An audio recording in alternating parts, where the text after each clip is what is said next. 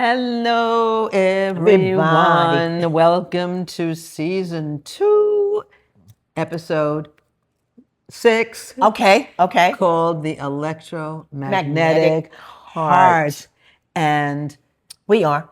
we are Don't mess with the mamas. Don't Mess with the Mamas with our slogan. You are the protagonist of your life, not the victim of your destiny. And we're gonna. You are Carla. I'm Arlaana, Arlaana, right. and we're gonna sing a little bit of Janis Joplin. Take another bit of piece my of your heart now, baby. Yeah. Take another little piece of your heart now, baby. Yeah. Use it for good. And use it for good, for sure. A little joke about that. When I was singing, my name was Arlaana J. Arlaana is my stage name. I just kept the name, stopped singing. But the letter J stood for Jewish Janis Joplin. Oh, You don't even know that, right? No, I didn't know that. So we're talking about the electromagnetic heart. The heart is the most powerful organ. Believe it or not, it's not the brain. It's the heart that is the most powerful organ in the body. And just to give you a little bit of a background, I shared this with you before, and you know this. I had open heart surgery. I didn't know that I needed open heart surgery, but shortly before I found out, I was fired from a job in a recording studio, actually. I was producing records, which was so fun. And I was fired for having too big a heart. And then I found out shortly after that, my heart was too big and I needed to get it to be the right size because I had a hole in my heart. So talk about take a little piece of my heart. Yeah, they did. Yeah, they had to, yeah, for sure. So the electromagnetic heart is amazing because the human heart, excuse us for reading notes because there's some science stuff going on here, is the strongest rhythmic electron magnetic field of any organ in the body. So I know you want to share a bunch of stuff, and we have so many interesting things about heart transplants and how people take on the personality of the person, the donor. But go ahead. Yes. Yeah. This your heart, it's stronger than your brain. Okay. It also has a brain, and it radiates out whatever you're feeling. So when you get up in the morning, I was doing some exercise, looking at some videos, and they said like when you get up in the morning, you take a deep breath in and concentrate on what you want to put in there. What do you want to put in your heart, and that whatever you set your intention as, that travels to wherever you're going. It gets there before you do. That's amazing. And that we not only our hearts and our minds can adjust other people's hearts and minds. It's not just a one-way avenue. So, and you can, if your heart is high, you can help somebody else to reach that level. So that's I love it. I love it. It's it's so amazing. The mystic aspects of life are really wonderful. Life is so magical, and our heart extends 3 to 5 feet outside of our body. So that's what you were just saying. Right. You can really impact another person, and they've done studies. Whoever they are, they do studies, and they find that when you're nice and calm and peaceful, then the heart beats are nice and smooth. But if you're like all angry and stuff, there's so much chaos, so much chaos. And when a mother takes her baby to her breast, right? The baby feels that heartbeat and it calms the baby, so much.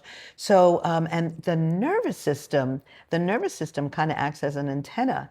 Yes. So if you're always like freaking out, your nervous system, your heart is going to be so messed up. It's important to really chill and to extend that heart, that treasure of the heart out to others. It really influences people.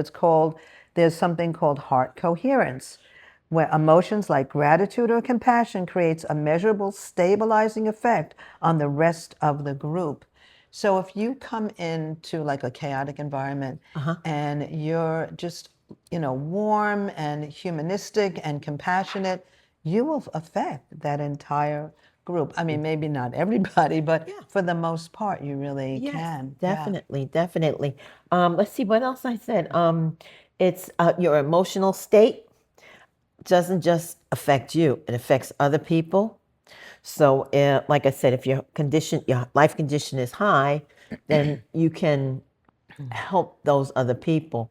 I was shopping yesterday, and I went out, with my intention just to feel people, and I could see the people who were closed. They couldn't look this way, that way. It was just all. I said that person's got a closed heart. Okay, but that's okay.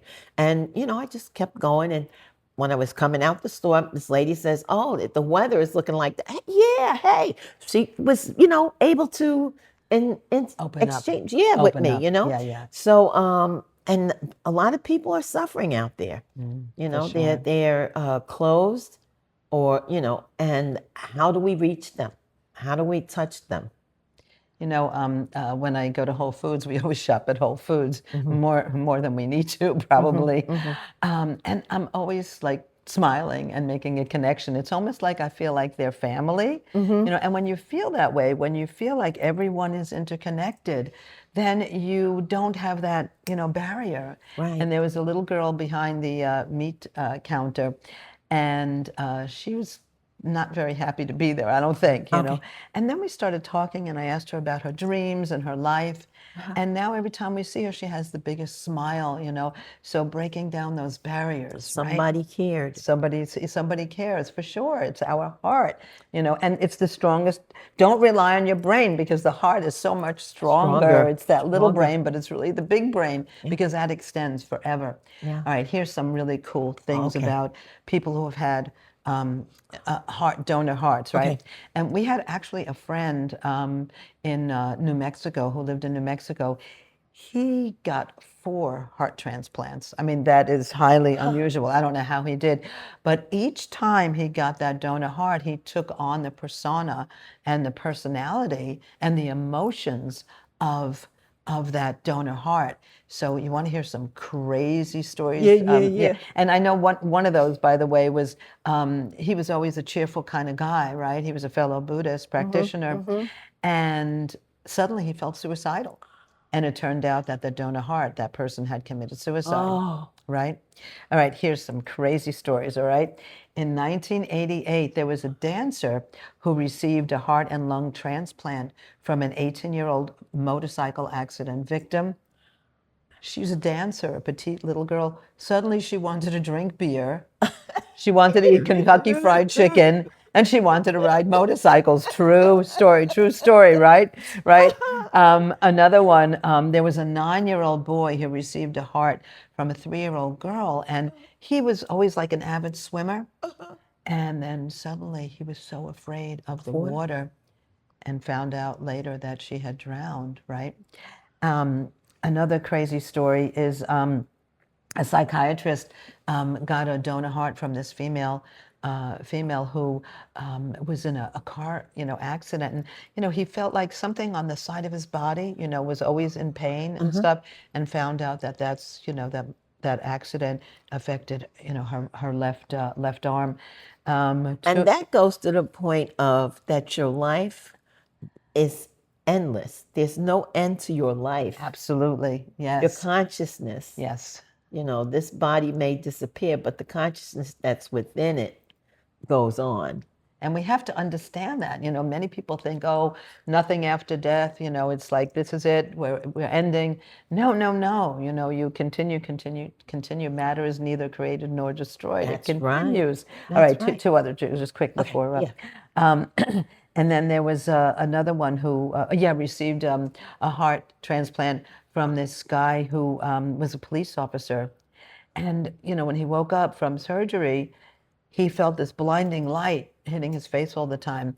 Found out later that that police officer was shot in the face and died. Right? Yeah. So really something. And so science explains this by the cellular memory hypothesis. The heart features an intricate network of roughly 40,000 neurons known as the intrinsic cardiac nervous system, or called, as you were saying, the little brain. When transplanted, this biological ledger is integrated into the recipient's body, right? They had a fellow who had some sort of transplant, and he got punked. Was on a radio show, and they called him up and said, and asked him, did he start liking collard greens? Did he? And that the person who gave the kidney wanted it back. I don't think there's a return. No, you 30-day return, no, like no, an no, Amazon no, purchase. no, no, no, no. Yeah. So anyway, And yeah, many stories like that. So our what else do you want to share? Go ahead. You had some good stuff there. okay. Your intention expands your electromagnetic field. Okay, and it's a frequency and a vibration. Okay. Let's see, what else could I tell you? They talked about breathing into your heart space. And it's like, everybody's not going to chant Nam Myoho Renge Kyo, but some people may meditate.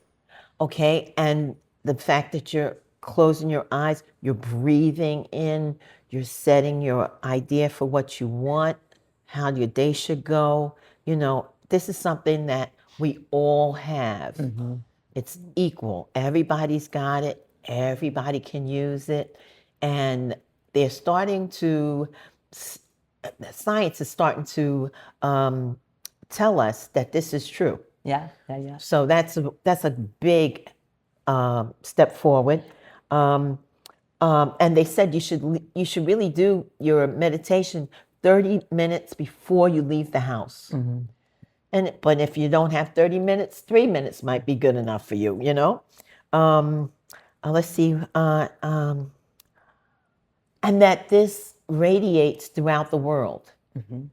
So I know there's a lot of anger and frustration, and they tell us not to really look at that so much. Take yourself out of that and put yourself in a better headspace, or better heart space. Heart space, yeah. And maybe watching comedies. I remember something about a heart. There was a patient, and he was gravely ill, on the verge of dying, and he overheard the doctor saying, "Oh, his heart is galloping." Well, the patient took it that he was getting better. And he got better. Wow. Because he thought his heart was good. Yeah. So Isn't that wonderful? That mind-body connection is there. Absolutely. Absolutely. And then some incredible, encouraging words, right? So realize that your heart is way more important, because that's what continues after death. The brain, of course, will go, but that heart, that intention, that spirit that you have, that continues. That's your consciousness. That's the consciousness that is neither created nor destroyed. When you see these babies, they're like 2-3 years old, and they start doing things, and you say, "Oh, that kid's been here before." Everybody's been here many times before. Okay. Many times before, Yes, right? yes. In fact, all of our friends call Spencer an old soul, our son an old soul. Of course, we're all old souls. Yes. We've been around. And the soul is the heart. The heart, Right. and heart and soul. Da, da, Da, da, da, da, da, da, heart and soul. So some Okay. encouraging words. So Daisaku Ikeda, we always like to end with Daisaku Ikeda, who, by the way, we call him our mentor because he's an example of somebody who lived like several lifetimes in one lifetime, and lived out impossible dreams, to show us that each person has the capacity to overcome the most difficult circumstances and live the most extraordinary dreams, even if it seems impossible. It doesn't matter, where you are. That's how you grow. You don't need a special house, a special job, a special this. Your capacity is limitless because your heart is limitless. Okay, so reading a couple of things. Okay, go ahead. So Daisaku Ikeda explains that the heart is the most important, and he always talks about the treasure of the heart. That's the true treasure of life. All the money in the world, if you're an empty soul, if you're just an angry, miserable, self-centered, yucky, forget about it. Forget about it, as they say in Staten Brooklyn, Island, yeah. forget about it. So he argued that while the brain is a powerful tool for processing, the heart is far more important because it dictates the direction, meaning, and ultimate value of human existence. He said there's nothing more valuable. Nothing is more corruptible than the human mind or intellect, nor is there anything as powerful, steadfast, and ennobled as the heart. And finally, material wealth and bodily brain functions inevitably decay with age. As we know, we start forgetting things right. or changing fortunes. However, the spiritual fortitude built within the heart cannot be destroyed by external crises or even death. While the brain processes logic and data, it is vulnerable to ego and greed and perishes with the body. While the heart directs intent and purpose, root of core, true compassion, and carries eternal value, right?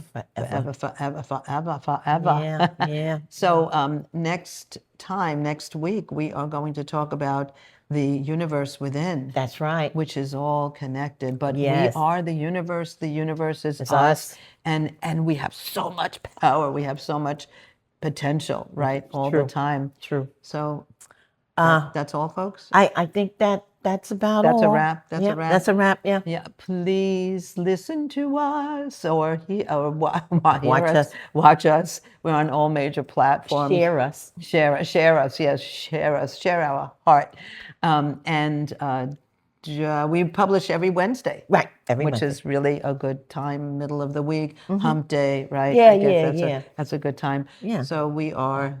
Don't mess with the mamas. MOMMAS with our slogan or motto. You are the protagonist of your life, not the victim of your destiny. And you can also email us at mamas, mommas.podcast@gmail.com. Leave a comment on TikTok. Yeah. We'll definitely write back to you. We want to connect with you. We think you are all amazing. Just by being alive in this important time in history, as difficult as it is, you are precious, you are unique, you are the best. That's right. Okay. Bye-bye. Get a little piece of our heart.